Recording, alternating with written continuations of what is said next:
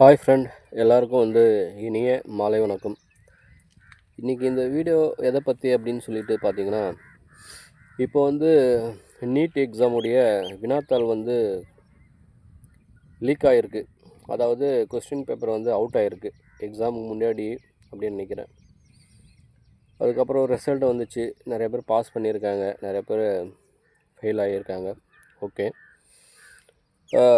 என்ன ரீசன் அப்படின்னு பார்த்தோன்னா, இப்போது டெல்லியில் மிகப்பெரிய மாணவர்களுடைய போராட்டம் நடந்துகிட்டு இருக்குது.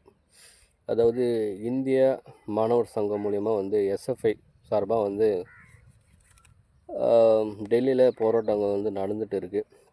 இந்த போராட்டத்தில் பார்த்தோன்னா, இரண்டு தரப்பும் பாதிக்கப்படுறாங்க. யார் அப்படின்னு பார்த்தோன்னா, ஒன்று மாணவர்கள், இளைஞர்கள், ரெண்டாவது காவல்துறையை சார்ந்த நபர்கள். இவங்க 2 பேருமே இந்த போராட்டத்தில் பாதிக்கப்படுறாங்க. ஓகேங்களா? இப்போ நான் கூட பார்த்தீங்கன்னா, இந்திய மாணவர் சங்கத்தில் எஸ்எஃப்ஐயில் ஒரு உறுப்பினராக இருக்கேன். அதாவது பார்த்திங்கன்னா, மேக்ஸிமம் ஒரு 12 வருஷம் ஆயிடுச்சுன்னு நினைக்கிறேன். நான் கல்லூரி படிக்கிறப்போ நான் இந்திய மாணவர் சங்கத்தில் மெம்பர்ஷிப்பாக இருக்கேன். பட் அந்த டைமில் ஸ்ரீலங்காவில் தமிழ் இனத்துக்கு எதிரான ஒரு போராட்டம் நடந்துகிட்டு இருந்துச்சு.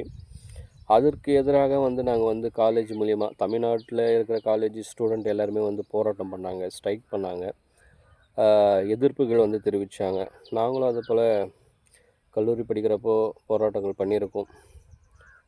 ஸ்ட்ரைக் பண்ணிவிட்டு நம்ம திருவண்ணாமலை அரசு கலைக்கல்லூரியிலேருந்து சென்னைக்கு நடந்தே போயிருக்கும். சென்னைக்கு அங்கங்கே ஸ்டாப் ஆகி லாரி மூலிமா, ஏதாவது பஸ்ஸு மூலிமா, ஏதாவது வண்டி மூலிமா, இது போல் அங்கங்கே போயிட்டு அந்தந்த ஊரில் தங்கிட்டு சென்னைக்கு போயிட்டு, அதாவது சென்னையில் பெசன்ட் நகர், அங்கே மிகப்பெரிய ஒரு போராட்டம் ஸ்ரீலங்காவுடைய அரசுக்கு எதிராக மிகப்பெரிய ஒரு போராட்டம் நடந்துச்சு.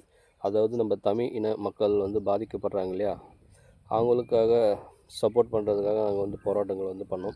நிறையா கல்லூரி மாணவர்கள், அதுக்கப்புறம் பள்ளி மாணவர்கள், அதுக்கப்புறம் பொதுமக்கள், இவங்கெல்லாம் கலந்துக்கிட்டாங்க. மிகப்பெரிய ஒரு ஹாப்பினஸ்ஸு, நிறைய பேர் சப்போர்ட் பண்ணாங்க. ஓகேங்களா? அப்போ தான் என்னுடைய முதல் போராட்டம் எனக்கு ரொம்ப பெருசாக இருந்துச்சு.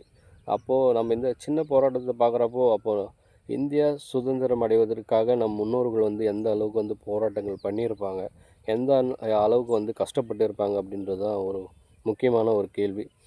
ஏன் நான் இப்போ ஆங்கிலேயர்களை பற்றி நான் சொல்கிறேன் அப்படின்னு பார்த்தீங்கன்னா, ஆங்கிலேயர்கள் வேறு நாட்டை சார்ந்தவங்க. அவங்க நம்ம இந்தியாவுக்குள்ளே வாணிபங்கள் பெருக்கி நம்மளை அடிமைப்படுத்தி அவர்கள் வளர்ச்சி அடைந்து இங்கே இருக்கிற பொருளெல்லாம் அவங்க நாட்டுக்கு கொண்டு போய் அதை பெரிய பிஸ்னஸ் பண்ணிக்கிட்டாங்க.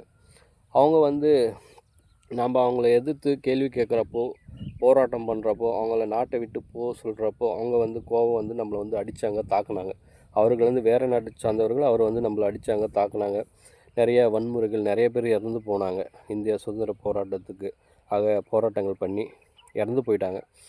அதுக்கப்புறம் மகாத்மா காந்தி வந்தார். அவர் தென்னாப்பிரிக்காவில் படிச்சுட்டு இதெல்லாம் பார்த்துட்டு அவர் கை கலப்பு ஏற்படாமல் அமைதியான முறையில் அகிம்சை முறையில் போராட்டத்தை பண்ணார். அன்பாக பேசி எந்த ஒரு கை கலப்படம் இல்லாமல், அடிதடி இல்லாமல், ஷூட்டிங் ஆர்டர் இல்லாமல் மக்களை ஒன்றிணைச்சு இந்திய நாட்டுக்காக உணர்ச்சிபூர்வமாக அன்பாக அவருடைய எதிர்ப்பை போராட்டங்களை தெரிவித்தார். அது மூலிமா தான் நம்ம இன்றைக்கி இந்தியாவுக்கு மிகப்பெரிய ஒரு சுதந்திரம் கிடைச்சிருக்கு. அதில் தான் நம்ம வாழ்ந்துட்டு இருக்கோம். ஆனால் நம்ம வெள்ளைக்காரங்கிட்ட சுதந்திரம் பெற்று வாழ்ந்தாலும், ஆனால் இப்போது இருக்கிற காலகட்டத்தில் நம்மளுடைய சொந்த நாட்டிலே நம்ம அடிமைகளாக இருக்கிறோம். நம்ம தாக்கப்படுறோம். நம்மளுடைய பிரச்சனைகளை சரி செய்கிறதுக்காக தான் போராட்டங்கள் பண்ணுறோம். ஆனால் அப்படி போராட்டங்கள் பண்ணாலும் நாம் ஓட்டு போட்டு தேர்ந்தெடுக்கக்கூடிய பிரதமராக இருக்கட்டும், ஒவ்வொரு ஸ்டேட்டோடைய சிஎம்மாக இருக்கட்டும், எம்எல்ஏ இருக்கட்டும், எம்பியாக இருக்கட்டும், அரசு அதிகாரிகளாக இருக்கட்டும், இவங்களால் தன்னுடைய சொந்த நாட்டில் இருக்கிற மக்களை பாதுகாக்க முடியல. அவங்களாலையும் தன்னுடைய சொந்த நாட்டில் இருக்கிற மக்களுக்கு பிரச்சனைகள் ஏற்படுது. ஒரு அரசாங்கம் தன்னுடைய நாட்டு மக்களுக்கு என்ன தேவை என்பதை தெரிஞ்சுக்கிட்டு அதை மக்களுக்கு கொண்டு போகணும். அதை மக்களுக்கு செஞ்சு கொடுக்கணும்.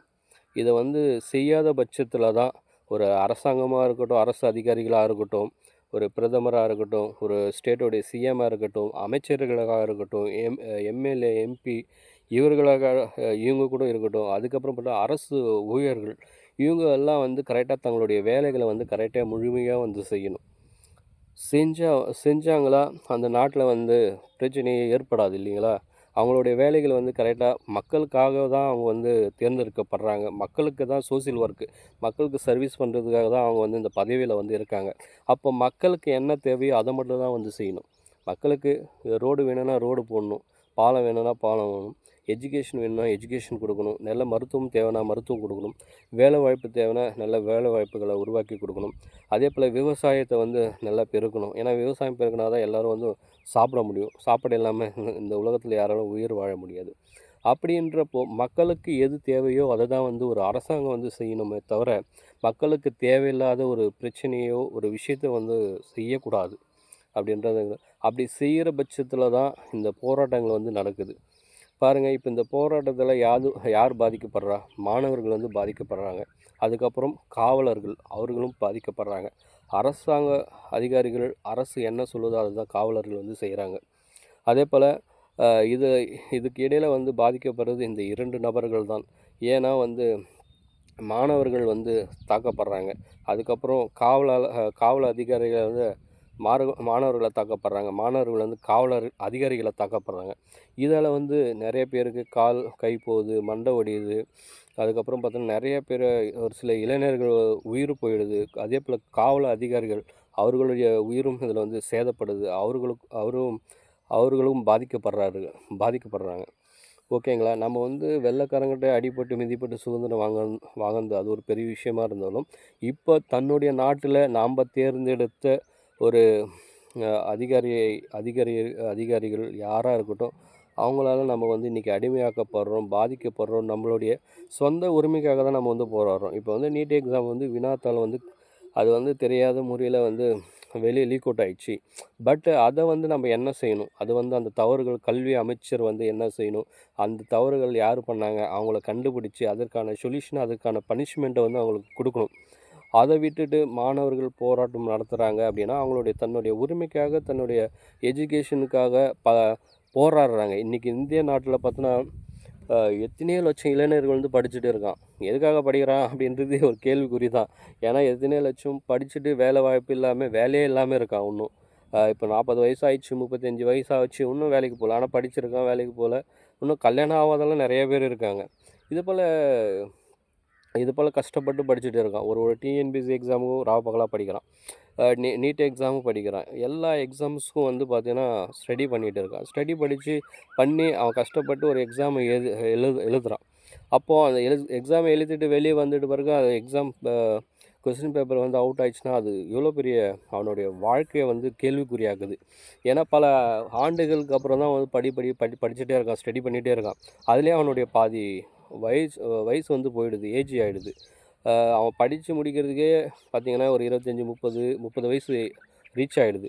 அதுக்கப்புறம் அவன் வேலை தேடணும், வேலைக்கு போகணும், அதுக்கப்புறம் மேரேஜ் பண்ணணும், ஃபேமிலி லைஃப்பை பார்க்கணும். ஃபேமிலியில் நிறையா ப்ராப்ளம்ஸ் இருக்குது, அதெல்லாம் அவன் சரி பண்ணணும். அதுக்குள்ளே அவனுக்கு பார்த்திங்கன்னா 40 வயசு, 35 வயசு, 38 வயசெல்லாம் ஆகிடுது. அதுக்கப்புறம் அவன் மேரேஜ் பண்ண முடியாமலாம் போயிடுது.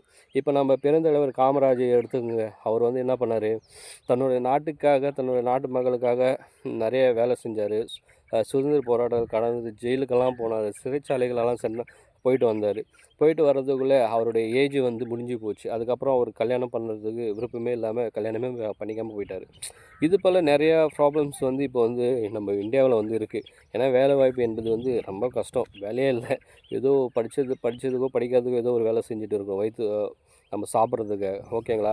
அது தெரிஞ்சுக்கிட்டு இப்போ ஏதோ கிராம பகுதியில் பார்த்தோன்னா எவ்வளோ பேர் வந்து தன்னுடைய பிள்ளையை பெருமைக்காக படிக்க வைக்கிறாங்களோ, இல்லை பிள்ளை வந்து நல்லா படிச்சுட்டு நல்லா வேலைக்கு போகணும் அப்படின்னு நினைக்கிறவங்களும் தெரியல. நிறைய பேர் பணம் கட்டிட்டு இப்போச்சின்னு எல்கேஜி யூகேஜியில் 35,000 50,000 60,000 1 லட்சம் வரைக்கும் ஃபீஸ் கட்டிட்டு படிக்க வைக்கிறாங்க. நாளைக்கு அந்த குழந்தைக்கு வந்து கரெக்டான ஒரு எஜுகேஷன் கிடைச்சிச்சா, அந்த குழந்தைக்கு நாளைக்கு வந்து ஒரு அரசு வேலை கிடைக்குமா, ஒரு தனியார் வேலை கிடைக்குமா, நல்ல ஒரு செலவு பண்ண காசு வந்து பின்னாடி சம்பாதிக்க முடியுமா அப்படின்றது வந்து பின்னாடி வந்து மிகப்பெரிய ஒரு கேள்விக்குறியாக தான் இருக்குது. அதெல்லாம் வந்து எந்த ஒரு விஷயமும் வந்து நம்ம போராட்டங்கள் கலந்துக்கிறோம் அப்படின்னா, தமிழ்நாடு கவர்மெண்ட் காவல்துறையாக இருக்கட்டும், இந்தியா காவல்துறையாக இருக்கட்டும், மக்களை வந்து மாணவர்களை வந்து சப்போர்ட் பண்ணுங்க. அவங்க வந்து அவங்களுடைய பிரச்சனைக்காக தான் அவங்க வந்து போராட்டம் பண்ணுறாங்க. மற்றபடி வந்து யாரை எதிர்த்தும் அவங்க வந்து தப்பான ஒரு இதில் வந்து நோக்கத்துக்கு வந்து அவங்கள வந்து அகெயின்ஸ்டாக வந்து போராட்டங்கள் வந்து பண்ணல. அவங்களுடைய தேவைக்காக, அவங்களுடைய பிரச்சனைக்காக தான் போராட்டம் பண்ணுறாங்க. போராட்டத்தை வந்து போராட்டத்துக்கு வந்து சப்போர்ட் பண்ணுங்கள். ஒரு காவல்துறை இருக்குது அப்படின்னா எதுக்காக அவங்க அப்படின்னு பார்த்தோன்னா, இப்போ ஒரு மாணவர்கள் வந்து தங்களுடைய தேவைக்காக அவங்க வந்து ஸ்ட்ரைக் பண்ணுறாங்க, ரோட்டில் உட்கார்றாங்க அப்படின்னா, அவங்களுக்கு வந்து நீங்கள் வந்து பாதுகாப்பு கொடுக்கணும். அந்த போராட்டம் நடக்கக்கூடிய இடத்துல வந்து போராட்டம் அகெயின்ஸ்டாக நடத்துகிறாங்க பாரு, அவங்க மூலிமா மாணவர்களுக்கு வந்து எந்த ஒரு பாதிப்பும் வரக்கூடாது, எந்த ஒரு தாக்குதலும் இருக்கக்கூடாது, எந்த ஒரு பிரச்சனையும் வரக்கூடாது, எந்த ஒரு உயிர் சேதமும் ஏற்படக்கூடாது. அப்படி என்பதுக்காக தான் காவல்துறை வந்து இப்போ போராட்டங்கள் பண்ணக்கூடியவர்களுக்கு நபர்களுக்கு வந்து பாதுகாப்பு கொடுக்கணும். அதே போல் வந்து இப்போ மாணவர்கள் வந்து அகெயின்ஸ்டாக யாருக்காக ஒரு அமைச்சரை எதிர்த்து போராட்டம் பண்ணுறாங்கன்னா, அந்தோடைய அமைச்சருடைய அவர்களுடைய பாதுகாப்பையும் நம்ம வந்து பார்க்கணும். அவர்களுக்கும் பாதுகாப்பு கொடுக்கணும். இரு தரப்புக்கும் பாதுகாப்பு கொடுத்து, எது தவறான ஒரு இப்போ இது ஒன்றும் ஒரு பெரிய விஷயம் இல்லை. நீட் எக்ஸாம் வந்து அந்த கொஸ்டின் பேப்பர் லீக் ஆயிடுச்சு. அந்த கொஸ்டின் பேப்பர் வந்து எப்படி லீக் ஆச்சு அப்படின்றத கண்டுபிடிச்சு, அவர்களுக்கு உரியான தண்டனைகள் கொடுத்து, அது மாணவர்களுக்கு வந்து சரியான ஒரு வழிகாட்டுதல வந்து கொண்டு போணும். அப்படின்றது தான் என்னுடைய இந்த பதிவு.